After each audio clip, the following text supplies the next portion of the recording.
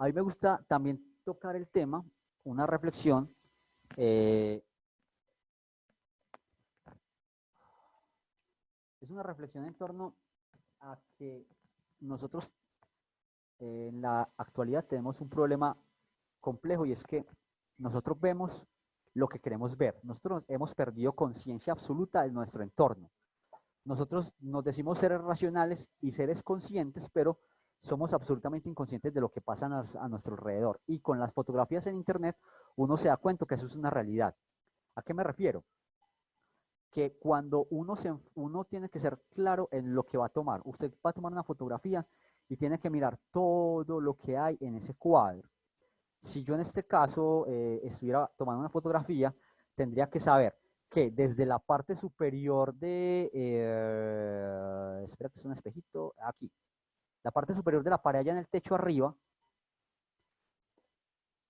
puede ser incómoda y si allá hubiera una telaraña visible, yo tendría que ser capaz de percibirla antes de tomar la fotografía y no después. ¿Para qué? Para que nuestro ejercicio de fotografía sea un ejercicio absolutamente consciente. Este es el espacio, es un espacio de mi casa que yo uso para las videollamadas, es porque lo puedo controlar. ¿Por qué lo puedo controlar? Mi casa está para casi todo para ese lado. Es decir, si yo pongo mi cámara como la volteé ahorita, ven las escalas, ven algunas habitaciones y podrían ver cualquiera que pase por ahí. Entonces, ¿qué hago yo y qué hace alguien para una fotografía? Controla el espacio.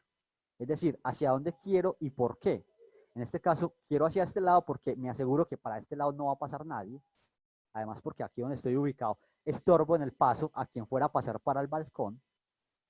Entonces, estoy controlando el entorno de la fotografía para ver exactamente lo que yo quiero que vean. Entonces, ¿qué hay allá en ese escritorio atrás? Solo hay lo que yo permití que se viera. Entonces, en este caso, hay unas fotos, porque yo tenía la idea y quería que para estas clases, las que estoy dando pues, para la universidad y con ustedes, quería que se viera, que pareciera un lugar agradable. ¿Por qué? Porque en la imagen nosotros necesitamos que el mensaje que queremos dar se dé. Por tanto, es importante tener claridad y que no se pierdan los detalles de lo que puede pasar. Ejemplos para ello.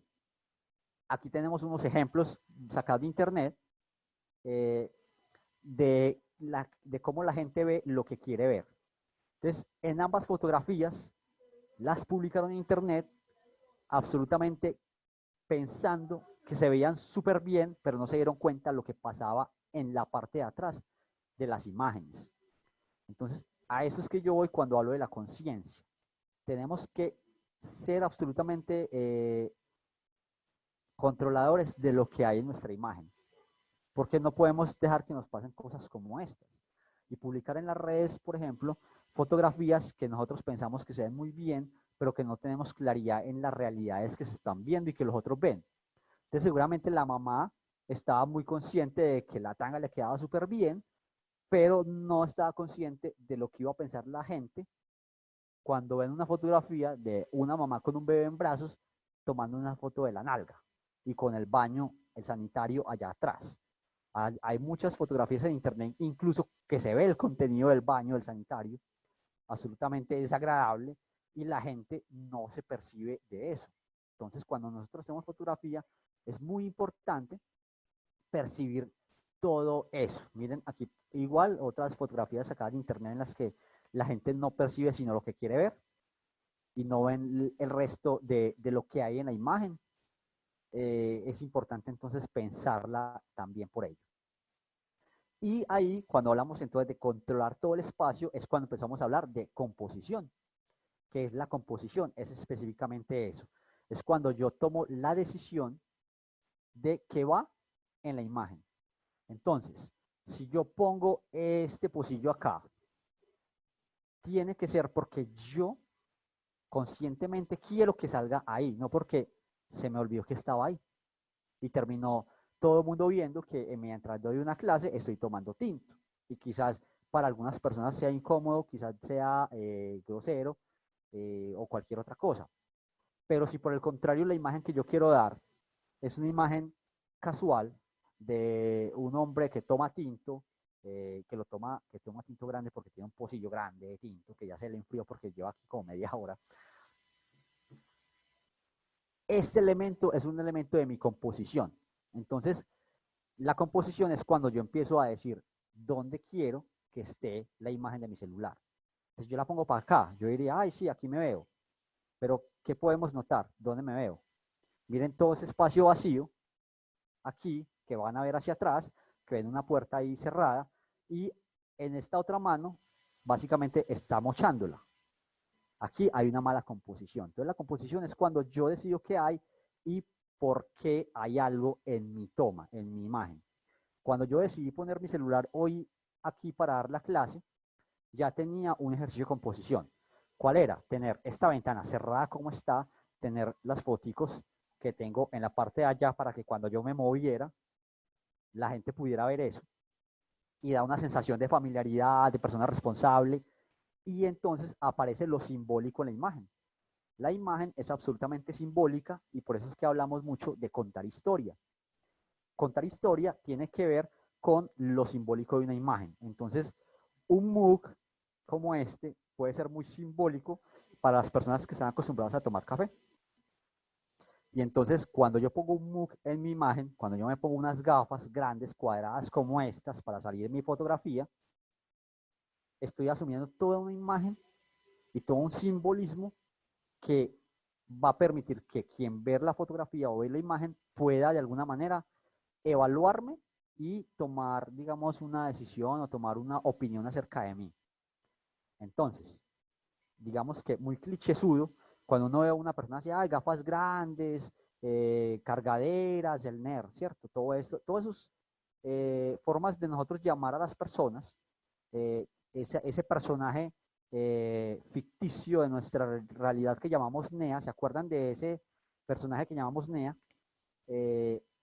Todo eso es un personaje simbólico y simboliza un montón de cosas. Entonces tú vas caminando por la calle y ves a la NEA, a ese que llamamos la NEA, y usted se llena de pánico y piensa que lo va a atracar.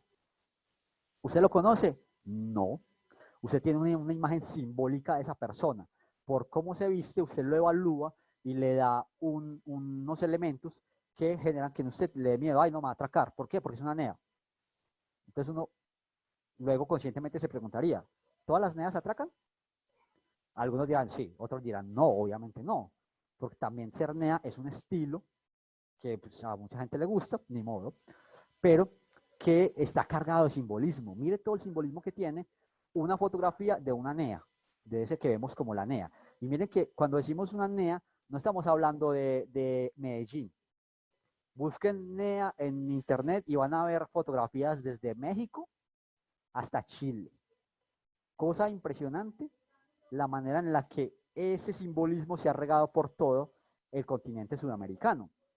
Y tienen muchas similitudes en tanto a lo que significa y simboliza cada uno de ellos. Entonces, nuestra composición es un elemento significante y simbolizante. Cuando hablamos de esos dos elementos, estamos hablando del lenguaje, estamos hablando de nuestro lenguaje.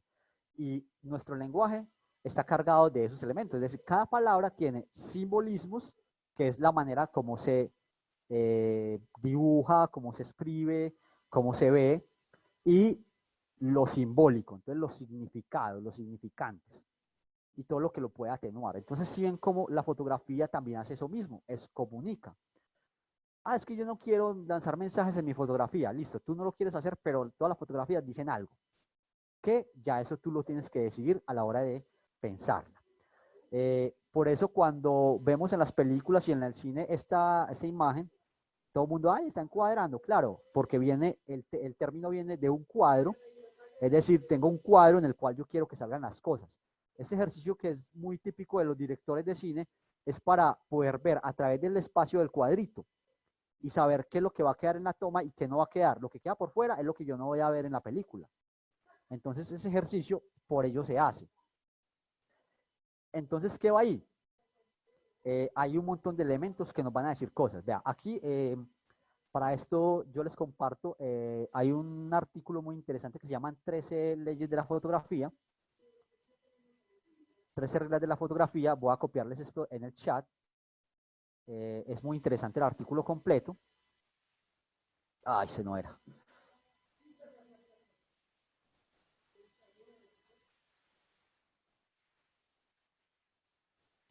Copiar, ¿dónde estás? Chat, chat, chat, chat, chat, chat, chat. Tururú.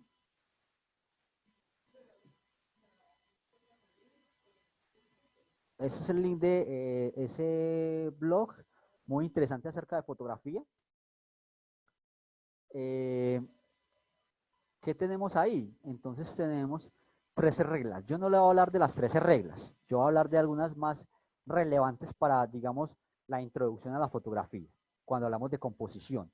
Entonces, si ya sabemos que vamos a generar unos simbolismos y unos significantes en una composición fotográfica, entonces también tenemos que saber que adicionalmente hay unas reglas que nos dicen y nos informan cosas. Entonces, por ejemplo, aquí nos dicen que hay que identificar el centro. No todas las fotografías son centradas. En este caso, como pueden ver, este cachorrito está centrado, pero además de eso está desenfocado el fondo. Así yo quisiera ver el fondo, no es lo que mis ojos van a ver el fondo. Así yo quisiera, la fotografía la pensaron específicamente para que se viera el cachorrito solamente y el fondo se fuera. Entonces yo no puedo saber qué estaba pasando allá atrás. A diferencia cuando tomamos una foto en la que, como las anteriores, todo estaba enfocado, se veía todo absolutamente, todos los escenarios atrás y adelante. Entonces ahí un elemento es buscar el centro.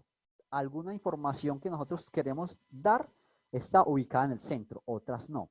Entonces una de las reglas es determinar cuál es el centro de interés.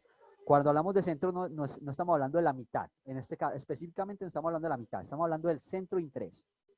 ¿Qué es lo que yo quiero que el que está al otro lado de la fotografía mire? Como les digo, aquí no querían que se viera el fondo. Por tanto, por mucho que yo insista en intentarlo ver, yo no puedo saber qué había en el fondo. No puedo saber dónde fue tomada, porque el centro de interés era el cachorro. Entonces, ese es un primer ejercicio. Una de las primeras leyes que se dice de la fotografía. Ay, entonces la fotografía está llena de leyes y si no las cumplo, ¿qué? No, no, no. El asunto es que lo que se denominan las leyes de la fotografía son, digamos, unas normas básicas para que usted comprenda. Si usted se las salta es porque se las tiene que saltar conscientemente.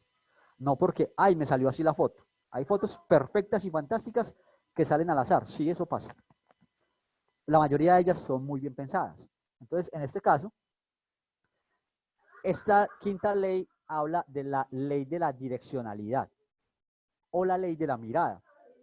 ¿Qué nos está significando esto? Si usted ve esta fotografía, usted le llegan varias ideas. Alguna de las ideas que le puede llegar es que le está mirando algo que está pasando. O que está mirando a alguien que viene. ¿Por qué? Porque no está mirando a la cámara, quiere decir que no está mirando al fotógrafo. Es decir, que nos pone en una situación de pensar, ¿qué está pasando allá? ¿Hacia dónde él está mirando? ¿Por qué él está mirando para allá? Así como cuando pasa algo extraño en el barrio, en la casa, en la universidad, y la gente sale a chismosear, ay, ¿qué pasó? Porque la gente mira para allá y entonces uno se pone a mirar para allá, ¿qué fue lo que pasó? Esa ley de la mirada es la que nos indica también que hay una situación allá. Que la situación era relevante para nosotros, quizás no. Quizás lo que queríamos era generar una situación en la que se preguntan qué está pensando el personaje. Entonces, si ven todo lo que pasa ahí con una simple foto.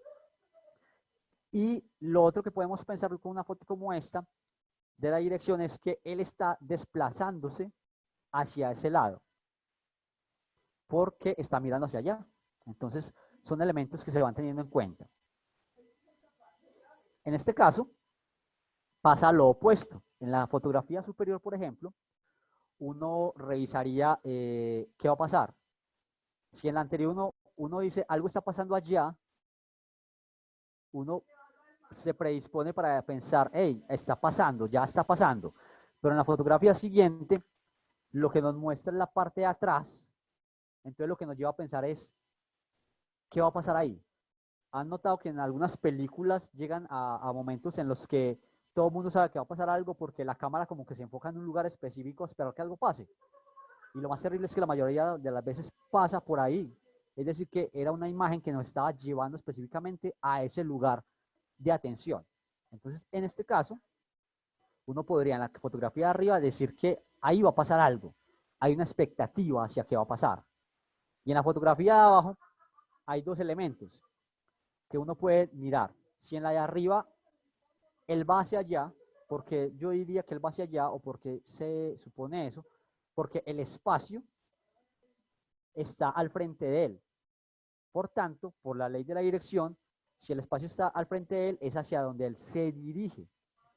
Y si el espacio, por el contrario, está atrás de él, es de donde viene. Entonces, si ven cómo ahí el mensaje cambia.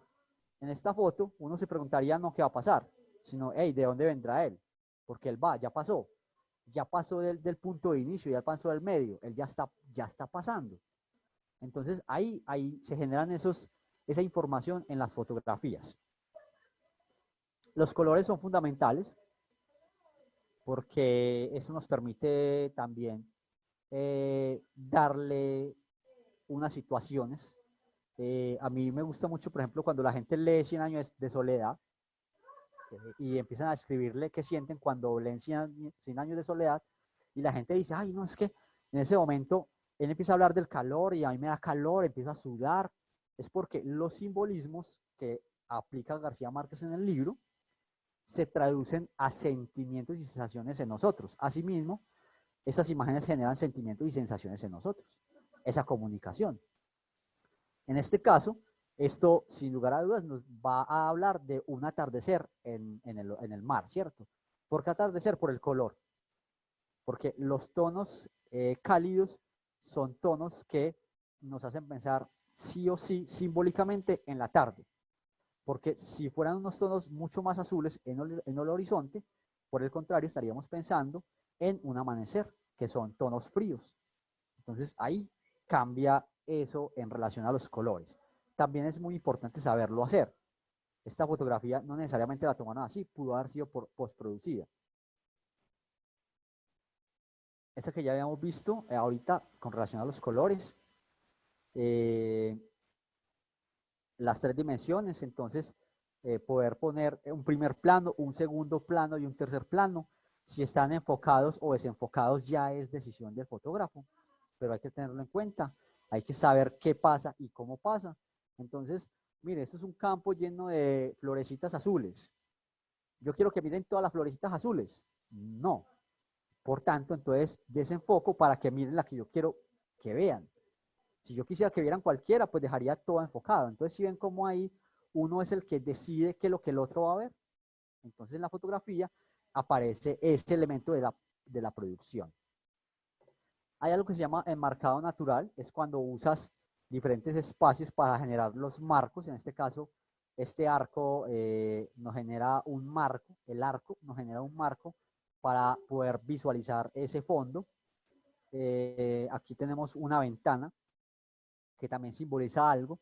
Cuando tú tienes una fotografía como esta, inmediatamente presumes que estás adentro, estás viendo hacia afuera de una ventana, entonces estás adentro. ¿Cuál es el punto de vista de alguien que está adentro? Y a la vez hay un marco natural que nos permite enfocar la mirada. En este caso la gente no va a mirar estas piedras, o quizás las vea, pero no sea lo principal. ¿Qué va a mirar la gente? La gente va a mirar lo que está pasando allá al frente, en el marco natural que yo le estoy dando. Entonces son elementos que en la fotografía son muy relevantes para contar nuestra historia, qué es lo que queremos contar. Y ahí podríamos enlazarlo con las redes sociales. Antes de hablar de encuadre, cuando hablamos de redes sociales tenemos que comprender que la red social es un elemento que nos permite interactuar con otro. ¿Y a través de qué interactuamos? De historias. Facebook, Instagram, Twitter cuentan historias. Están pensadas para contar historias de diferentes maneras, pero cuentan una historia. Por tanto, tenemos que comprender cómo funciona cada una de ellas para poder definir cómo nos comunicamos a través de ellas. Es decir, usted va a Instagram y quiere poner un verso y un poema, y sería muy tonto que lo escriba en el campo del Instagram porque no lo va a ver nadie. Porque Instagram es una red que se comunica a través de fotografías e imágenes. Por tanto, si usted escribe en el pie de foto una narrativa, la gente no lo va a comprender, no la va a ver siquiera. A diferencia de Facebook, que se enfoca más, si bien lo gráfico es importante, se enfoca más en lo narrativo escrito. Por eso es que están los campos para escribir. Entonces es importante que la fotografía también esté pensada en esto. Cuando hablamos del encuadre, entonces retornamos a nuestro cuadro. ¿Qué es lo que quiero que aparezca en nuestro cuadro? Exactamente qué quiero que vaya, y es muy importante pensarlo previamente. No es coger la cámara, apuntar y disparar. Así no funciona. Tiene que ser absolutamente pensada. Aquí tenemos otros tipos de cuadros y ángulos. No me voy a quedar aquí porque ya llevo mucho rato dando lora. Quiero avanzar a el tema de las... esta fotografía nos sirve para hablar de un tema importante. Y es los puntos de tensión, los puntos calientes o los puntos de importancia en una fotografía. En la fotografía, nosotros en nuestra cultura escribimos y pensamos de determinada manera. ¿Cómo pensamos y cómo escribimos? De izquierda a derecha y de arriba hacia abajo. Asimismo, se hace la lectura de cualquier imagen. Por tanto, el orden de lectura de una imagen para el cerebro es este, de izquierda a derecha y de arriba hacia abajo. Pero resulta que en estos puntos donde se cruzan las imágenes, son puntos donde confluyen situaciones importantes. Entonces muchos de los celulares tienen la posibilidad de que se vea esta cuadrícula. La mayoría de las fotografías permiten que enfoques en estas cuadrículas las cosas importantes. Entonces, si usted mira esta fotografía, se encuentra con que la casa de atrás está, además de que desenfocada, no se ve bien. Y si miran los puntos de tensión, esta de adelante tiene un punto de tensión acá en el techo, un color determinante y está bien enfocada. Esto nos pone a pensar en una imagen que fue pensada para que miráramos esta casa y no la otra. Y lo mismo hacemos nosotros con nuestros ejercicios fotográficos. Entonces, en esta cuadrícula podemos poner los puntos importantes y los puntos de tensión que queremos que mire la gente. Los punticos de cruce es donde más el ojo se va a enfocar. Por tanto, lo que nosotros pongamos en esos 4 puntos, en uno de ellos, en 2 de ellos, no necesariamente en todos, es lo que va a buscar el ojo para enfocarse. Si uno a esta fotografía le hiciera ese recuadro, uno podría decir que está más o menos así.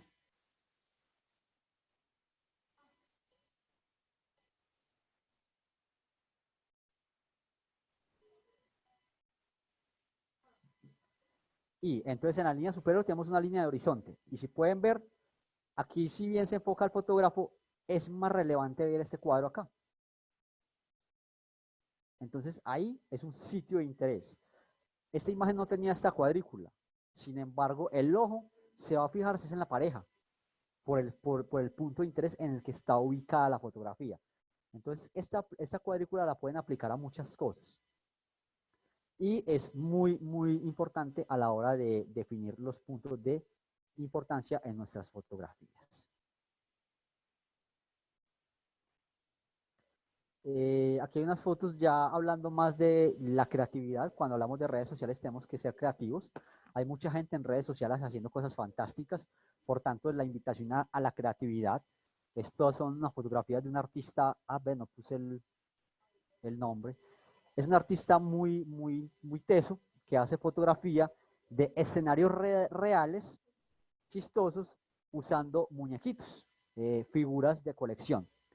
Mire cómo esas figuras de colección quedan en situaciones como muy reales y todo es absolutamente planeado, no es algo que exista. Uno nunca se ve un hall esperando que le depilen las axilas, pero miren cómo la situación en la que él lo ubica. Entonces hay aquí un elemento de creatividad muy, muy importante que siempre es bien relevante a la hora de nosotros abordar las redes sociales.